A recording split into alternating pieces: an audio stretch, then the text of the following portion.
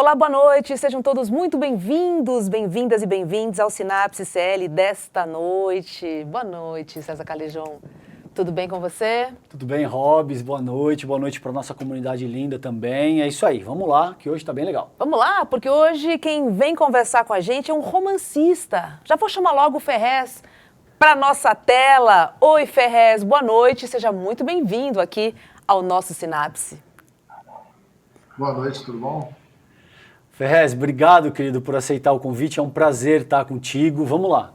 Ferrez, vou fazer uma pequena introdução, à nossa comunidade através dos seus livros, Você tem 11 livros publicados. Conta pra gente por onde você navega. Então, eu criei uma vertente literária, porque eu não tinha uma vertente para me encaixar, em 1997. Ela é chamada de literatura marginal, uma literatura que conversa diretamente com a periferia, né? Então, em 97 eu surjo com esse tipo de literatura, pegando uma frase de um jornal famoso de São Paulo que chamava a literatura do Lima Barreto de marginal. E aí, daí em diante, eu escrevo um livro chamado Capão Pecado, em 2000, e meio que faço parte do movimento hip hop, do movimento punk de São Paulo. E daí em diante a minha carreira surge literária, sempre nas favelas, sempre falando os movimentos populares, tal, engajado nas lutas, porque eu vim do movimento punk em 1995 e daí em diante a minha militância sempre foi a mesma. Aí criei marca de roupa dentro da quebrada, criei um movimento cultural, junto com outras pessoas criei vários núcleos de cultura divergentes dentro da periferia e hoje a gente encampa aí um projeto social chamado Interferência Social e Assistencial e também tem uma editora. Ferrez, conta um pouquinho então pra gente, já aproveitando o teu ensejo, conta um pouquinho pra gente desse projeto social que você tem no Capão, que é o Interferência, como é que ele funciona, como que as pessoas que eventualmente nos assistem, que quiserem se engajar, podem se engajar. Faz um arrazoado pra gente do teu projeto no Capão, por favor. Então, eu, em 99 para 2000, eu criei uma distribuição de ovos de Páscoa, né? Então, eu vendia as roupas ali na loja, umas roupas de militância e tal, e aí, com o dinheiro que eu juntava, eu distribuía ovos de Páscoa. Só que, como eu andava na quebrada, né? Eu morava no Jardim Comercial no Capão, as crianças ficavam perguntando, a Páscoa é hoje? A Páscoa é hoje? Então, todo dia, junho, maio, agosto, ficava aquele inferno, tipo, tio, é dia da Páscoa? Eu queria ganhar ovo de Páscoa de novo. E aí eu falei, não é dia de Páscoa, não. E aí num dia eu falei, mano, acho que eu vou montar um projeto para viver essa Páscoa todo dia, porque eu já tinha um pouco de conhecimento, as pessoas já tiravam foto, faziam matérias de mim, mas faltava algo, sabe, para me completar. Era uma vitória muito particular, assim, tipo, ser escritor, ser reconhecido, mas não era algo coletivo. E eu sentia falta de ter algo assim. E aí eu comprei uma casa aqui na favela, no Capão Redondo, e essa casa eu transformei num lugar de leitura. Comprei vários livros do Bukowski, Hermann Hesse, Chekhov, e fiquei lá esperando os adultos entrarem, né? E os adultos não entraram. As crianças começaram a perguntar o que era aquilo. Eu falei, é uma biblioteca e tal. Ah, mas tem livro para mim? Eu falei, não, hoje não, mas amanhã vai ter. E aí eu comecei a trazer alguns livros para elas lerem e tal. Enquanto eu escrevia os livros que eu fui publicando durante os anos, eu fui dando aula para essas crianças. E aí surgiu a necessidade, né, a criança, eu liberava ela meio-dia para ir para casa e ela ficava na porta do projeto. E aí eu falava, não, por que você não foi embora? Tal. Aí o outro falava, tio, é porque lá não tem comida na casa dele, ele não come. Meio-dia em diante, o pai dele está trabalhando. Aí eu falei, meu Deus, mano, eu tenho que fazer alguma coisa de comer também. E aí eu comecei a pedir ajuda na comunidade para me ajudar a cozinhar, ajudar a fazer as coisas para ela, café da tarde, para as crianças. E aí eu fui fazer uma ONG na prática, no que faltava, né? A última coisa que eu fui fazer foi um documento da ONG. Assim, todo projeto social, quando surge, faz documento, site. Eu fui ter site há 2 anos atrás, porque eu não tinha nem site. Então, eu fiz um trabalho todo estrutural mesmo de base. Hoje nós somos 13 profissionais lá dentro do projeto. Temos cozinha, temos café da manhã, café da tarde. São 3 andares no projeto social. Tem várias atividades assim e a gente cuida de 87 crianças. Uau! E como é que vocês se sustentam, Ferrez? A minha primeira pergunta é essa, e a segunda eu fiquei muito curiosa em saber o que é roupa de militante, hein? Ah, sim. Então, a gente se sustenta principalmente pelo financiamento coletivo, né, do Apoia-se, que é uma coisa que os militantes que ajudam, o pessoal que está na luta que ajuda a gente, o pessoal trabalhador mesmo, que às vezes pergunta, como que eu posso ajudar? Eu não tenho muito, mas posso dar R$ 50, R$ 60 por mês. Essas pessoas que mantêm o projeto, porque eu tenho muitas brigas com empresas, eu tenho muitas, né, discórdias com projetos grandes, aí, majors e tal. Então, por exemplo, eu tenho uma guerra histórica com a Nike sobre o modo de produção. Isso tudo afasta os investidores do projeto. Mas eu tenho também uma base muito forte de público que acredita no que a gente faz, que enviesa, né, o trabalho, que já conhece por eu ter feito 20 anos de trabalho em escola, essas coisas todas. Então eu tenho um trabalho voltado nessa capitalização, assim, de ser um pessoal que doa mesmo, sabe? Então eu sou diferente de outros projetos sociais porque eu montei uma marca, e quando você falou da roupa de protesto, eu montei uma marca chamada Onda Sul, que é aqui no Capão também, uma marca para a comunidade, e essa marca usa roupas, as roupas são feitas pela comunidade e são vendidas aqui. Então eu nunca dependi de financiamento para poder ter os projetos, sabe? Eu fiz uma autogestão, foi o que eu aprendi no movimento punk. Enquanto muitos caras queriam, através de outros movimentos, e querem ser o sistema, querem pertencer ao sistema, usar Louis Vuitton, usar essas coisas, eu sempre bati no pé que a gente tinha que ter as coisas nossas. Que uma forma de tirar o poder do capitalismo é você ter o comando do controle remoto, né? É muito parecido com o que o ICL faz hoje, né? Que é a coisa de ter os meios de produção, porque se fala tanto do meio de produção, mas o trabalho é muito mais difícil quando a gente vai fazer mesmo, Claro. os meios de produção. E foi isso que eu sempre soube fazer. Muita gente duvidou de mim, muita gente aqui na quebrada falou que eu estava doido, que eu era o tiozinho doido que ficava tentando montar estúdio, montar movimentos. Mas na época da política, Calejão, todo mundo ficava me procurando. Não tem como você juntar um público aí para poder eu falar? E aí eu falei, independente do seu partido, se você não tem público para você falar, é que você não fez um trabalho realmente de raiz. Então eu não posso pegar um público que já está com a gente por N razões e pôr só para você falar. Não vai rolar, entendeu? E você sabe que eu conheci o trabalho do Ferrez através de um antropólogo de Santa Maria que chama Guilherme Rouves. E ele começou a fazer alguns reacts, começou a citar o nome do Ferrez, ele fazia reacts do meu trabalho também, e eu comecei a ver, e tem uma frase, Rô, muito famosa do Engels, que te diz que uma gota de prática vale mais do que um oceano de teoria. Eu não desprezo a teoria, eu acho que a teoria é importante. Lembra, a gente estava conversando no camarim outro dia, Marx diz que teoria não mata a fome, mas explica por que você está de barriga vazia. Então as duas coisas são importantes, mas eu aprendi a admirar o trabalho do Ferrez por conta disso, por essa questão de linha de frente, de botar a mão na massa, de fazer a parada acontecer mesmo.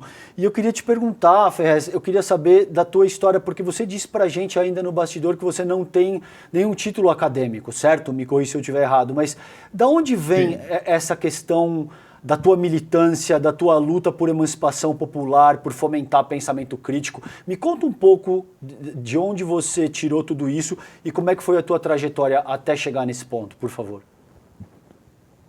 Sim, qual que é o seu nome, moça? Desculpa. O meu é Roberta. Roberta.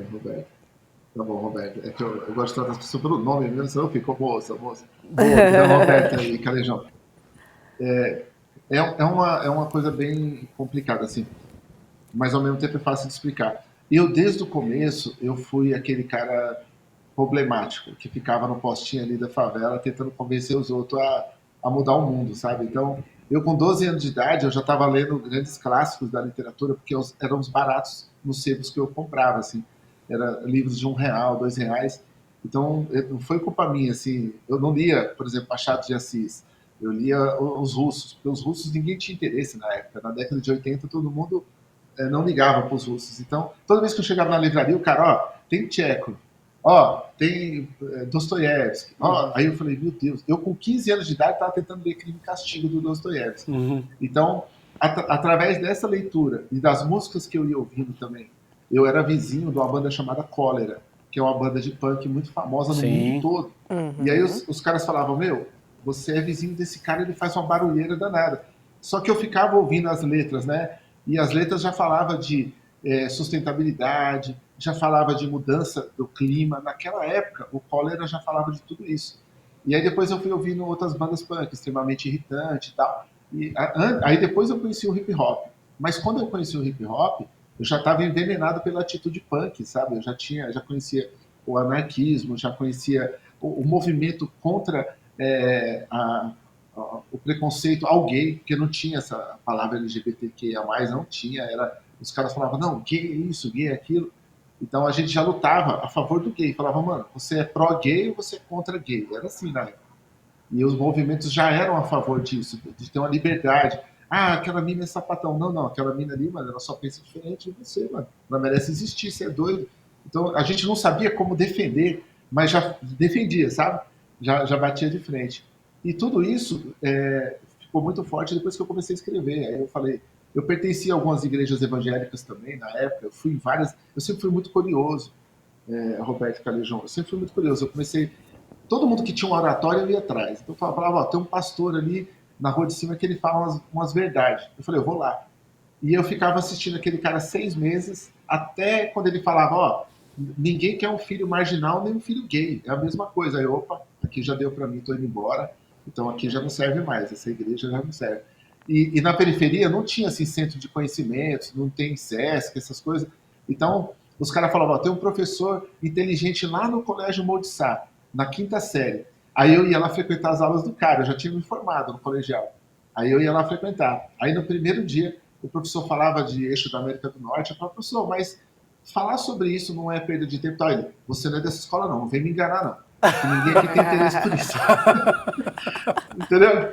Então, eu era assim, eu era aquele cara que o cara falava, ó, tem um morador de rua, só que ele é inteligente, lá no Embu. Aí eu ia atrás do cara. E a informação era isso, assim, a gente ia atrás de gente que queria conversar e falar, e através disso eu fui montando as bases da minha militância. E aí quando eu vi uma parte do hip hop, ela começando a se ajustar ao sistema, eu falei, puta, aqui eu não quero pertencer a isso aí, eu não quero correr atrás de um patrocinador de tênis, eu quero montar a minha parada, eu quero que as pessoas tenham a parada delas. Por que a gente, depois que fazer toda a revolução, vai lá querer se incluir? Na onde já está o sistema. Eu não quero fazer parte disso. Eu entendo quem faz, quem quer pertencer àquilo. Eu sei de onde vem o buraco, sabe? Eu sei de onde vem a dor. A necessidade de ter um tênis de 2.000 para você se sentir menos inferior, ser menos ruim. Sim. Eu sei de onde vem isso, mas eu não queria que isso fosse a minha meta de vida. E aí, comprei N brigas, mas através da literatura eu fui conseguindo assim mostrar para as pessoas que eu era um cara diferenciado, né, que eu queria algumas respostas. Até o dia que eu fui numa Assembleia Legislativa vender livro na porta da Assembleia. E aí um cara do rap ele faltou no encontro de hip hop. E um deputado do PT que estava lá, ele falou assim, oh, você é aquele cara que o pessoal fala que troca uma ideia legal, você não quer falar no lugar do rapaz? Era o LF do DMN, do grupo de rap, ele tinha faltado nesse encontro. E eu falei, não, o LF é muito inteligente, eu não tenho como falar no lugar dele. Não, vai lá, fala alguma coisa. E aí me deram meia hora para falar. Depois que eu fiz aquela fala, nunca mais pararam de me chamar para palestra. Falaram, não, esse cara aí, ele desenrola. Põe ele para fazer Que ano, palestra. Ferrez, foi isso? Você lembra? 1999. Tá. E aí, daí em diante, o MST me chamava no lugar, o movimento que estava surgindo lá em Piramboga me chamava, Maranhão me chamava. Aí eu comecei a passar por todos esses lugares e fazer todas essas correntes ideológicas, né? Que hoje é chamado pela direita de nas escolas, que eles falam, né? Como que é o nome que eles falam? Que eles falam que é pegar a mente dos moleques, ficar trabalhando a mente dos moleques, né? Eles Tem o viés ideológico, né? Isso, né? Só que assim, o viés ideológico. Eu até falo para eles, não se preocupa que. Doutrinando, né? Viés ideológico. Isso, doutrinação. Eu até falo para eles, não se preocupa que nós estamos com isso aí há 30 anos e poucos nós pegamos. O capitalismo ganha. Então, fica tranquilo aí que você vai ter o seu capitalismo aí de parabéns muito tempo. Mas a gente foi passando por isso. Assim, e como era periferia, sempre foi favela e tal, eu nunca encontrei o link que o funk depois veio trazendo essa destruição, né, de usar medalha de ouro, usar essas coisas todas. Eu nunca encontrei o link entre a riqueza, que é a teoria, né, da teoria da prosperidade, que a Igreja Católica, Evangélica também trouxe. Então, eu nunca encontrei esse link, nunca me convenceu esse link, sabe? Para mim, todo mundo tem que ter. Só a minha mãe não vale tirar da quebrada, né? só a minha luta não vale eu ter uma meritocracia, dizer, não, eu escrevi os livros, hoje eu... Então, eu chegava da Europa no lançamento, por exemplo, eu fiz um lançamento na Alemanha, que eu fiquei vários meses lá trabalhando, tal, fazendo lançamento em várias livrarias e tal. E quando eu cheguei na quebrada, não tinha luz, cara. Sabe, a minha casa não tinha luz, os meus vizinhos não tinham luz. E aí, assim, é muito louco você estar num hotel 5 estrelas, no outro lado do mundo, e depois voltar para sua quebrada e não ter nem luz. Então, para mim nunca convenceu essa coisa de ser individual, sabe? Muito bom. Me lembrou um pouquinho a passagem de Muhammad Ali, quando ele foi para a África, né, e conviveu em países que não eram segregados. Quando ele voltou para os Estados Unidos, que ele voltou para aquela realidade, mesmo sendo quem ele era, Sim. foi um grande momento que ele percebeu como a injustiça e a desigualdade racial nos Estados Unidos eram latentes para ele. Imagine para os irmãos, né? Foi um momento que ele realmente se tornou mais aguerrido em relação à luta pela injustiça social. E Ferrez, deixa eu aproveitar, eu queria falar um pouquinho sobre as crianças da periferia, né? Aproveitar que você também está trazendo a literatura, mas a realidade dessas crianças, ela é uma realidade muito diferente porque a realidade está na porta dessas crianças, né? De que maneira que você consegue inserir a literatura? De que maneira você consegue transportar essas crianças da periferia para um outro lugar? Então, quando eu comecei a frequentar várias ONGs e vários projetos sociais durante a vida toda, eu fui participando de palestras, eventos, e aí eu estava muito no teórico também, né? Porque é muito legal, assim, o sistema ele acaba pondo você também num lugar. Não, esse cara aqui é o pensador, põe ele na USP, põe ele na Unicamp, põe ele, sabe, nos lugares importantes. Né? Então, assim, eu comecei a ir para uns lugares muito importantes, assim, e aí eu falei, meu, eu não consigo fazer mais nada da quebrada, porque agora eu sou pensador, eu sou o cara que fico falando e tal. Mas aí teve um momento especial que eu resolvi fazer essa virada, e quando foi justamente pelas crianças, assim, porque eu percebi que eu não estava alcançando as crianças do bairro, entendeu? E aí eu falei para os caras do rap, meu, tem que fazer livro infantil, vocês tinham que fazer CD de rap para criança. E aí os caras falaram, faz você, mano, isso aí é difícil, como que eu vou fazer sem estudar esse tema aí? E aí eu fiz uma música para criança chamada Periferia Lado Bom, que ela começou a ser usada em muita escola, em muito lugar. E quando eu fui lançar um livro chamado Manual Prático do Ódio, na Flip, em 2003. E o dia que eu lancei esse livro lá, foi assim, um dia revelador para minha vida. Porque metade da plateia era criança. E o livro chamava Manual Prático do Ódio, é um livro de assalto à banca, é um livro de, sabe, perigoso. É um livro já contra o sistema bancário e tal. E aí a minha editora olhou e falou, meu, tem uma coisa muito errada aqui. Você está escrevendo uma literatura forte, visceral, retratando o assalto, tudo. E as crianças estão aí, metade é criança. Como que pode, mano? Entendeu? Mas aí, através da letra que eu fiz, através das coisas que eu falava, eu atraía também uma parte das crianças. E até tem uns pais aqui na quebrada que falam, você como um cara barbudo, gordo desse aí, meu filho pode gostar. Eles falam que gosta do cara. Entendeu? Mas criança gosta de atenção, né? Se ela perceber que você deu atenção, já era. Eu ganho todos os filhos dos meus camaradas, as filhas, por causa disso. Eu abaixo, a primeira coisa que eu faço, eu abaixo na altura da criança e fico conversando na altura dela. E aí eu já ganho a criança ali, que os pais ficam tudo alto ali, impondo regras, né? Agora, essa virada, ela se deu nisso, assim. Nesse dia eu falei, mano, tem alguma coisa muito errada mesmo, eu vou escrever para criança. E aí resolvi escrever um livro chamado Amanhecer Esmeralda, que era para mim em 2003, né? Eu terminei o livro em 2005, e é para meninas negras, porque também era um tema que não tinha nas livrarias, né? Todo mundo só achava bonito falar da negritude e tal, mas não tinha um livro voltado para as meninas negras.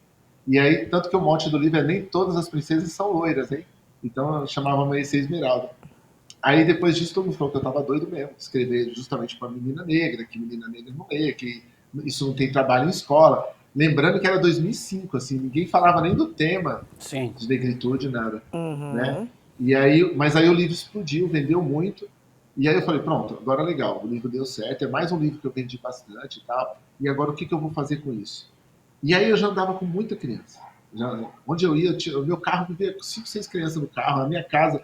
Eu chegava, minha mãe já estava dando aula para crianças de matemática, de português, na minha sala.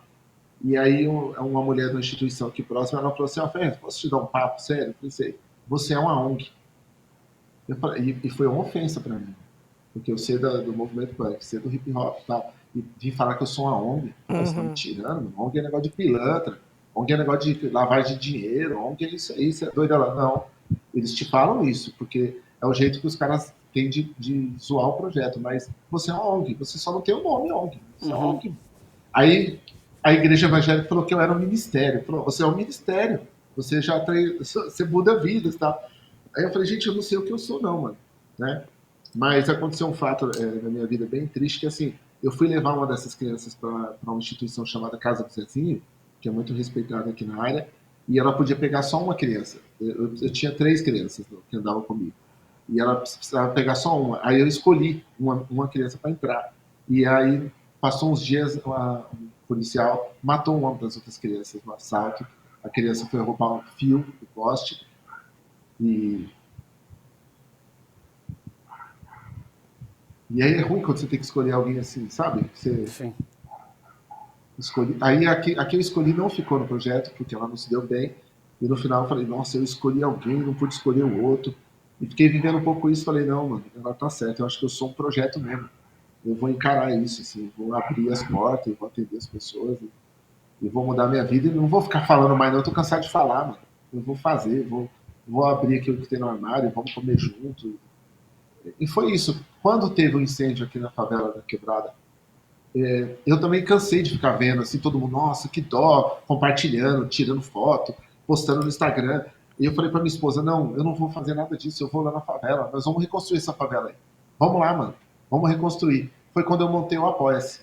E esse Apoia-se, ele não era nem da ONG, era Apoia-se /Ferrez mesmo. É um Apoia-se no meu nome. Eu falei, pessoal, vocês acreditam no que eu falo? Então, mano, eu não vou montar nem pra ONG, porque a ONG eu tenho que passar por auditoria, vocês têm que um monte de gente aprovar. Ó, eu vou fazer um Apoia-se com o meu nome e nós vamos reconstruir essa favela aí, mano. Vem comigo, mano. E aí nós reconstruímos 14, cara. 14, mano. Sabe assim? Aí chegava material, chegava. Aí eu falei, agora nós vamos pôr as coisas dentro das casas. Aí máquina de lavar, cama, geladeira. Aí minha mulher olhou pra mim e falou, mano, olha isso aqui, mano. Você conseguiu um negócio pela internet, tumultuando, fazendo a campanha e tal. Eu falei, mano, daria pros artistas fazer um monte de coisa legal, mano. Sabe, em vez de ficar postando, reclamando da vida. Então foi esses pontos de virada, sabe, que eu fui tomando na minha vida. Isso foi me libertando, mano, também. Foi me libertando, porque aí eu não fico angustiado de só compartilhar essa culpa que muita gente tem em casa. Aí eu compartilhei uma foto, tô me sentindo mal. Ah, eu reclamei daquilo ali. Ah, não, mano. Eu vou lá agora e falo, mano, vamos, liga a câmera aí. Vamos mostrar a geladeira chegando. Ó, tá chegando aqui 20 geladeiras. Aí sempre tem um cara que fala, ó, eu não gosto de mostrar quando eu faço projeto social. Eu falei, mas compartilhar a tragédia, todo mundo compartilha. Então mostra essa porra dessa geladeira aí. Não sei nem se podia falar palavrão aí, mas é Pode isso. falar, não, mostra aí problema. que tá chegando as, né? Mostra que tá chegando aí, ó, 20 camas de casal que nós vamos pôr nos barracos agora e nós vamos construir os barracos. Ah, mas os barracos é na beira do córrego. É o que tem, é na beira do córrego. Não tem terreno particular aqui. É na beira do córrego. Então vamos mostrar construindo na beira do córrego. E foi isso, cara. Decidimos fazer, assim. Aí não virou mais uma ONG, virou uma coisa maior. Tem um monte de gente com a gente, tem um monte de gente de todos os lados. Gente que tem um puta discurso de direita e que de manhã tá lá distribuindo leite com a gente. Olha, que sabe legal. assim? Então, sim. eu deixei de entender, deixei de julgar, assim, também. Porque o cara fala, eu não acho que tem que dar nada de graça pros outros. Aí no outro dia o cara para um caminhão de cesta básica e fala, Pés, que favela vamos levar isso aqui? Aí eu, nossa, você é o cara. Ah, entendi. Mudou. Tá bom, vamos lá. Vamos levar no Morro do Piolho, sabe assim? Então vamos Sim. Seres humanos são criaturas contraditórias, né, Ferrez? Muitas vezes a gente tem as nossas próprias contradições e é isso que você está propondo aí, é que não necessariamente porque o cara está na esquerda, dentro do espectro político ideológico, que ele vai ali adotar qualquer tipo de medida prática no sentido de endereçar a questão de uma forma mais direta. E às vezes o outro cara que está ali e tem todas as suas questões acaba contribuindo de uma maneira mais incisiva, né? Cara, é aquela coisa, né? Nem todo mundo da esquerda pensa igual e nem todo mundo da direita também pensa igual, né? Claro, é preciso olhar a pluralidade, sim. Né? E também cabe não reduzir a direita ao nazifascismo bolsonarista. Sim. Isso aí pra mim já é outra coisa. O bolsonarismo pra mim já é outra coisa, porque é muito difícil. Aí o cara já tá circunscrito por uma mentalidade tão reacionária que é difícil estabelecer qualquer tipo de diálogo a despeito de você poder tentar, né? Fala, Ferrez. Sim, mas eu vou te falar, Calejão, Aham. aqui, na quebrada, você trombou o cara mais bolsonarista que você imagina na sua vida. E aí o cara fala pra você assim, você tá moscando, não tem que ajudar ninguém, você tem que fazer a sua. Isso aí, ó, nós estamos no outro mundo, você tá perdendo tempo de vida. Era pra você estar morando num lugar melhor e fazendo coisa melhor. Sim. Aí daqui a pouco você olha no carro do cara e fala, quem tá com você? Não, eu tô com 2 caras aqui que eu tô tirando da clínica. Que clínica? Não, que eles eram ex-dependentes, eu tô levando pra casa deles, vou dar uma moral pra eles lá, a gente vai fazer um almoço pra eles. Aí eu, entendi. Você entendeu? Essas contradições, né? Talvez até Mano, ser humano. o bolsonarista, exato, mas o bolsonarista que eu digo é o cara que utiliza mais a figura política, é o cara que de alguma forma entende o que está acontecendo. O institucionalzão, você está falando, porque tem né? muito, eu entendo isso que o Ferrez está colocando, tem milhões de pessoas que, por exemplo, abraçaram essa proposta em algum momento, mas que são pessoas que têm um parâmetro minimamente humanista, é o cara que quando ele vê a coisa apertar na comunidade dele, ele vai ao auxílio dessas pessoas. O problema, Ferrez, o que eu sinto é que o próprio bolsonarismo embrutece demais as pessoas, entende? Então depende do quanto o cara é consumido por essa quanto ele ideologia, comprou dessa ideia, né? vai ficando muito difícil, Sim, entende? sim. Porque é muito segregatório, cara. É uma filosofia sociopolítica no qual o negro é inferior, o gay é inferior, as mulheres são inferiores e você tem que única e exclusivamente pensar no seu bem-estar. Aí isso vai ficando difícil, porque mais cedo ou mais tarde você vai se ver limitado por esse tipo de proposta, né? E fica difícil estender a mão, né, exato, nesse sentido. Exato. Eu também acho que, assim, pelo que eu percebo aqui, a maioria pegou uma dessas coisas. Sei. E aí o resto vem no pacote e o cara nem faz questão, sabe assim? O cara nem é contra o gay, nem é contra o homoafetivo, ele nem é contra nada disso, mas ele é contra o cara ser vagabundo, o cara empinar moto na rua. Então ele virou bolsonarista porque ele acha que os moleques tinham que tomar um pau, tinham que morrer, porque empinou moto, que faz barulho na porta dele de madrugada. Aí o resto vem tudo no pacote. Aí como os caras ficam naquelas redes de WhatsApp, e é o WhatsApp, gente, eles só compram coisa do WhatsApp. E aí o cara fica nessa rede de WhatsApp, ele acaba comprando o pacote todo. Aí um dia ele fala, não, o cara só podia ser negro. Aí você fala, nossa, o cara comprou racismo também agora, olha. Ele só era contra o cara da quebrada que ele achava vagabundo. Você entendeu? Então, eles trabalham muito bem em vídeo, cara, muito bem. Os vídeos que eu recebo aqui das redes é inacreditável as edições que eles fazem e pega no coração do cara da quebrada mesmo, assim, sabe? Fala, você acha certo fumar maconha na sua porta? Não? Então por que você vai apoiar um presidente que é pró-maconha? É assim, cara, muito direto, muito rápido, né? Então, e é uma ideologia mesmo. É muito difícil depois quebrar, porque é uma ideologia que é vendida pro cara e ele acha que ele tá certo mesmo e que o mundo todo tá errado. Vendendo soluções fáceis, né? Como se tirar o cara que fuma maconha na porta da sua casa fosse fácil e simples, né? E a gente sabe que não é. E como se o cara que fumasse maconha na porta da tua casa fosse um problema mais sério do que o banco que te usurpa, ou de todo um sistema que te mantém escravizado ad eterno. O problema é o cara que fuma maconha na tua casa. O problema é o cara que utiliza a questão do banheiro unissex, entende? Então é reduzir todas as questões sociais para coisas que tenham fácil aderência. Por isso que eu acho brilhante essa tua questão, Ferrez.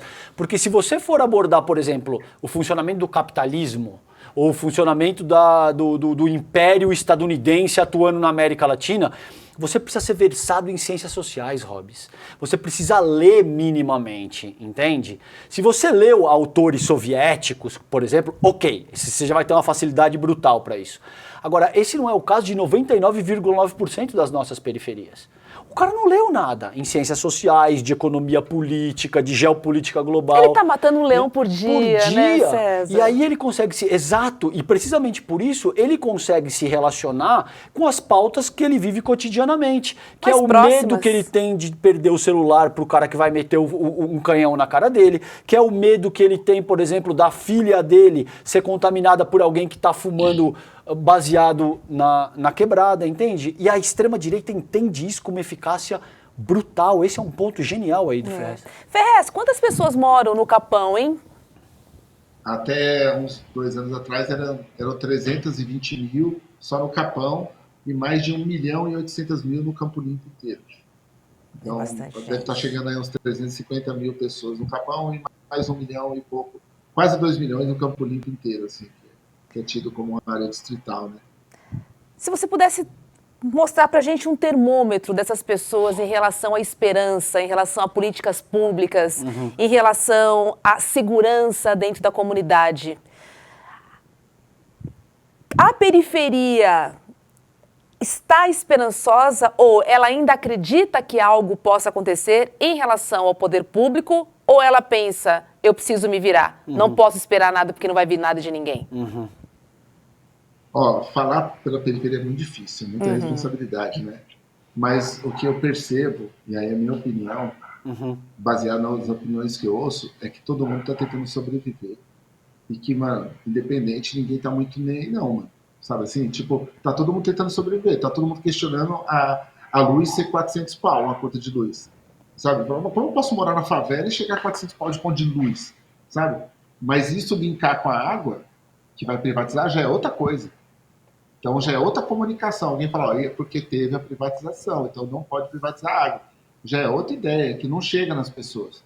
Então, assim, a comunicação da esquerda é muito ruim, muito falha. A esquerda, ela tem muita vergonha, e aí eu estou falando dos partidos de esquerda, tá? Eles têm muita vergonha de ter líderes populares de verdade dentro deles, ou enraizados dentro deles.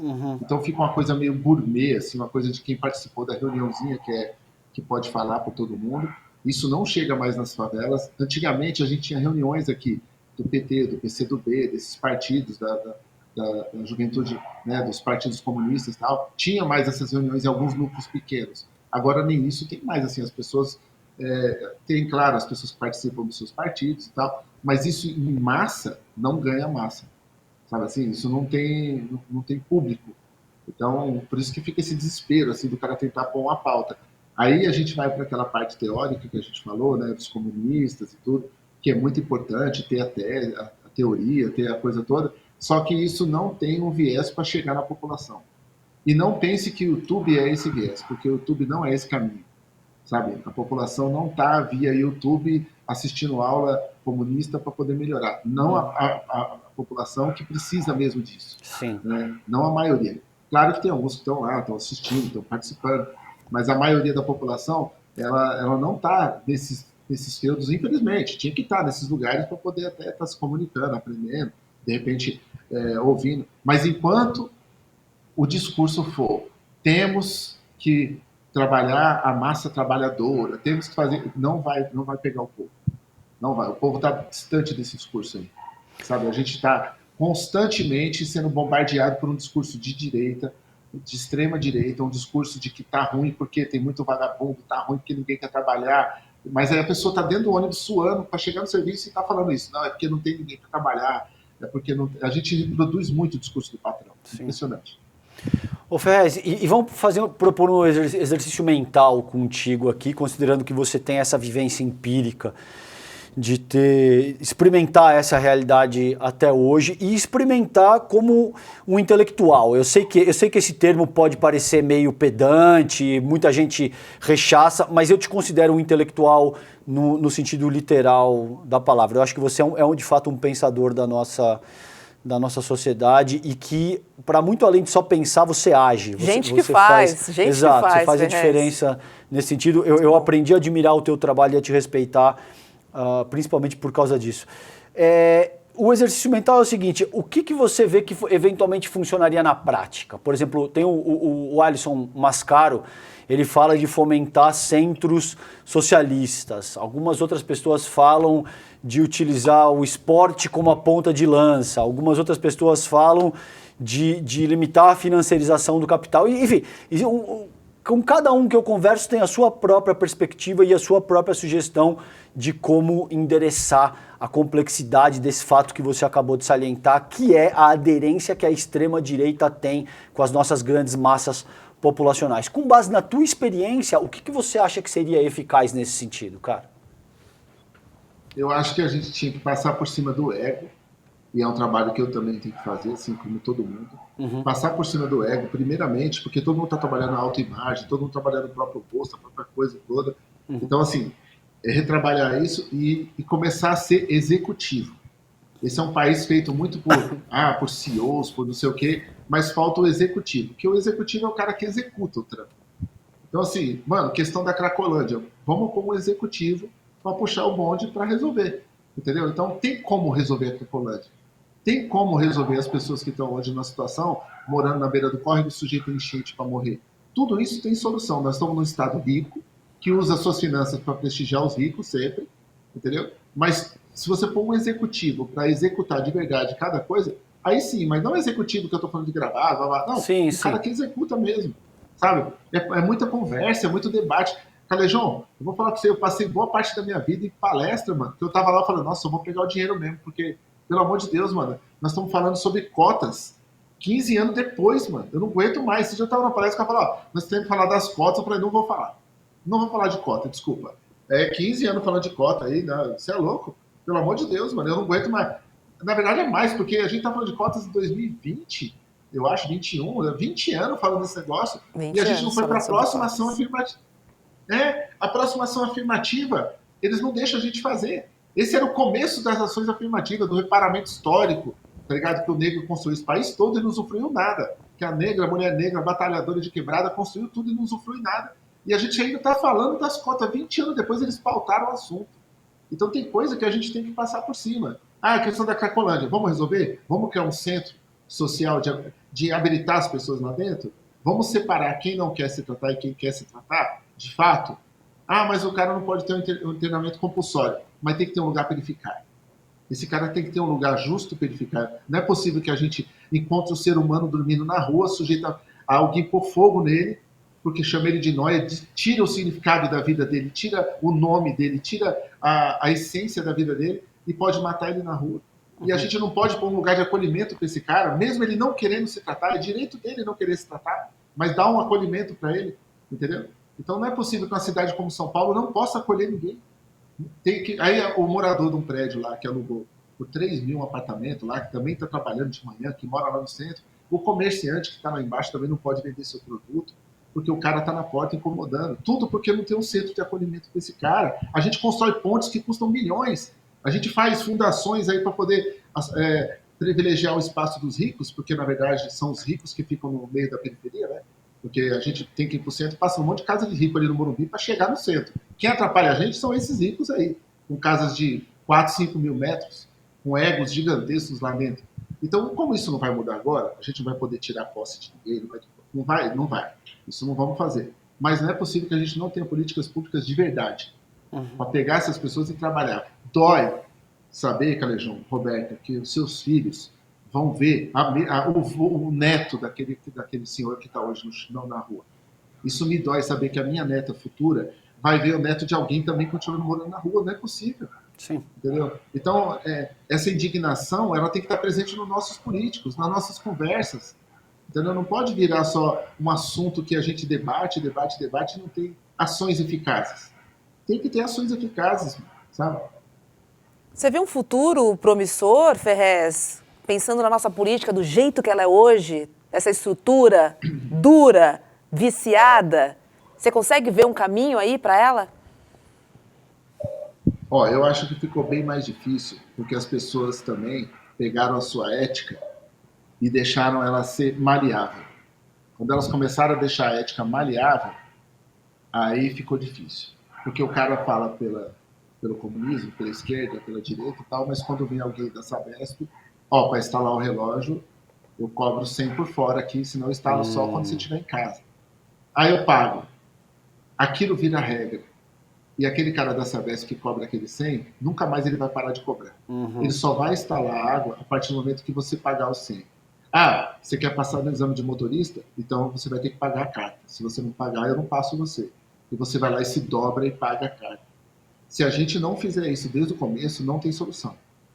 Não tem solução, porque a gente se viciou esse país todinho a pagar alguma coisa. Você vai fazer um documento na prefeitura, você paga por fora. Para poder facilitar. O cara te dificulta uma entrada no parque temático e te vende um passaporte para te facilitar a entrada. A gente tinha que chegar num parque desse e falar, não, na moral, vocês criaram uma fila por demanda do parque, estão me vendendo a facilidade. Claro. Eu, eticamente, não posso entrar na frente de todo mundo porque eu paguei. Isso é um absurdo, mano. Eticamente, isso é errado. Entendeu? Ah, não, mas o parque está vendendo esse direito. Não, mas eu, como ser humano, eu não posso passar na frente de uma idosa porque eu tenho cartão Gold, eu vou embarcar primeiro no avião do que um cadeirante. Entendeu? E a gente foi se permitindo, gente, tudo isso. Então, assim, não tem como você ser meio revolucionário. Ou você é por inteiro, que nem tem um amigo meu que fala, ó, vamos cortar aqui. Não, eu não corto fila, mano. Eu não corto fila. Não, não, eu vou ficar na fila, irmão. Eu não vou cortar fila. Eu não vou aceitar esse benefício aí, não. Entendeu? Então, tem benefícios que eu não aceito por causa disso. Eu acho um absurdo você ter um benefício, sabe? É muito louco isso aí. Não sei se vocês entenderam o que eu estou dizendo. É que eu Claro, cara. porque, né? Entendemos. Em nome da ética e bons costumes, né, que muita gente fala, né? Mas na prática não funciona assim, né? Se precisar dar uma graninha ali para o policial para não ser parado na blitz, Via de regra não vai funciona. dar graninha, entendeu? Você sabe que É sobre isso que a gente está falando. no Esfarrapados, nesse meu último livro, eu faço essa distinção entre a correlação entre política social e política institucional. A política social é isso que Ferrez está propondo. É a forma como você se conduz junto à tua própria coletividade. Então, se você para na faixa ou não, se você burla a licitação pública, se você superfatura contrato, se você suborna alguém para ter algum tipo de vantagem e benefício. E a política institucional é a praticada no parlamento, a gente muito bem conhece, por as pessoas que recebem os votos e, portanto, estão aptas a exercer os seus mandatos. A população brasileira tende a enxergar isso de uma forma fragmentada, como se os políticos fossem pessoas à parte do restante honesto da população e que é uma classe corrupta por natureza. E não é verdade. Existe uma correlação muito intrínseca entre a política social e a própria política institucional. O problema é que, de fato, a maior parte da nossa população é extremamente honesta e trabalhadora, mas também existe muita corrupção na nossa política social, que é isso que o Ferrez está colocando, e eu concordo. Se a gente não começar endereçando essa questão, não existe caminho, não existe via possível para reformular o nosso modelo de sociabilidade de forma mais ampla. Agora, a gente tem um modelo muito ruim, né, César? Acho que tudo parte também de quem não é julgado, de quem é aliviado. Claro. Né? E aí eu tô falando de política institucional mesmo. Claro. Sabe? Tô falando do colarinho branco. Sim, é por isso que existe uma correlação entre essas duas coisas. Que tem um discurso também bonito, pomposo, mas que na prática faz lá não sei o quê com orçamento secreto. Concordo. Né? Rachadinha no gabinete. Sim. Concordo. Enfim, com gênero, número e grau. E tem um discurso lindo e acho importante maravilhoso. essa tua fala, inclusive. Acho que é importante pontuar também a atitude, né? No final, estamos falando sobre pessoas. Claro. E como você mesmo disse, as contradições do ser humano. Ferrez, a gente está caminhando aqui pro... Fala, querido, fala. Não, eu ia falar, por exemplo, quando a pessoa pergunta, você está apoiando o Boulos, está apoiando... Não, eu estou apoiando a causa do Boulos. Uhum. Eu não estou apoiando o Boulos. Eu apoio a causa que ele levanta. Porque quando o Boulos se for, eu continuo na causa. Quando eu me for, as pessoas que estão comigo continuam na causa. É transformar em instituição de luta as coisas que a gente está passando. O ICL, a Galãs, todos esses negócios, eles têm que tirar da personificação das pessoas e transformar mesmo em instituições, entendeu? Aí o negócio anda.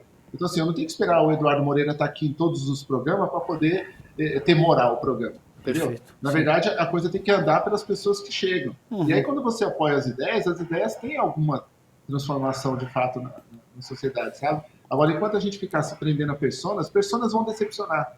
Nós todos decepcionamos, a nós mesmos e aos outros. Exatamente, sobre isso. Ferrez, que prazer sinapsar com você essa noite aqui no ICL.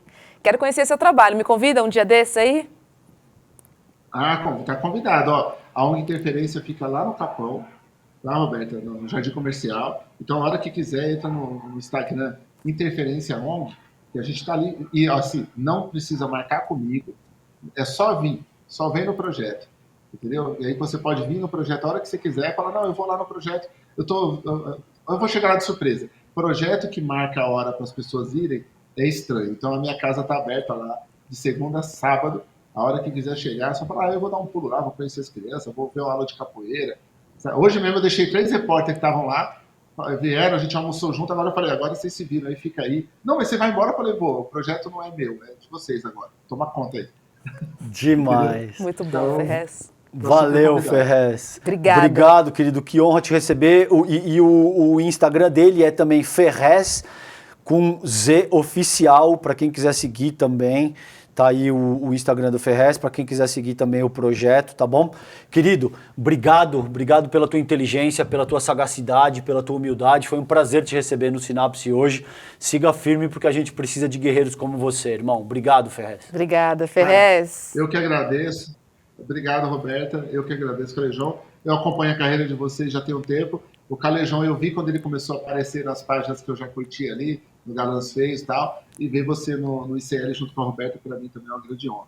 Obrigada. Valeu, Prazer obrigado, é nosso. Ferrez. Obrigada por cuidar tão bem das nossas crianças. É isso Um beijo aí. para você. Valeu, irmão. Tchau, Obrigado, tchau. tchau. Beijo, tchau. É isso, gente.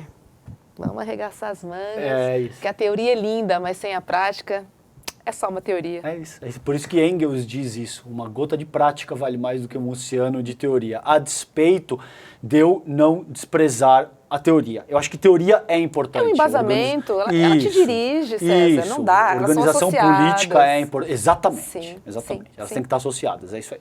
Vamos lembrar a programação do ICL, que começa às 7 horas da manhã com Desperta. Leandro Demore lendo as principais notícias do dia e fazendo aquela análise que só o Demore faz, né? Sim, senhor. E logo depois, das 8 às 10h30, tem ICL Notícias, primeira edição, com Vivian Mesquita, Edu Moreira, Rodrigo Viana e também William De Luca, certo? Certíssimo. Recado dado. Dado. Boa noite para Valeu, você. Robs, boa noite. Espero que vocês tenham gostado do papo e você sabe, né? Todo dia a gente está aqui às 7h30 da noite, sinapsando, trazendo convidados e isso aí. temas bem diversos e especiais. Boa noite para você. Fiquem Tchau. bem. Tchau, tchau. Põe na agenda que esse vale a pena. 17 de dezembro, domingo, às 8 horas da noite, Eduardo Marinho, filósofo das ruas, sucesso da internet, das redes sociais por suas reflexões e textos, vai dar uma aula para o Instituto Conhecimento Liberta. Para você participar dessa aula ao vivo e que não tem replay, clique no link aqui em cima ou aqui embaixo e se inscreve agora, gratuitamente. A gente se vê lá.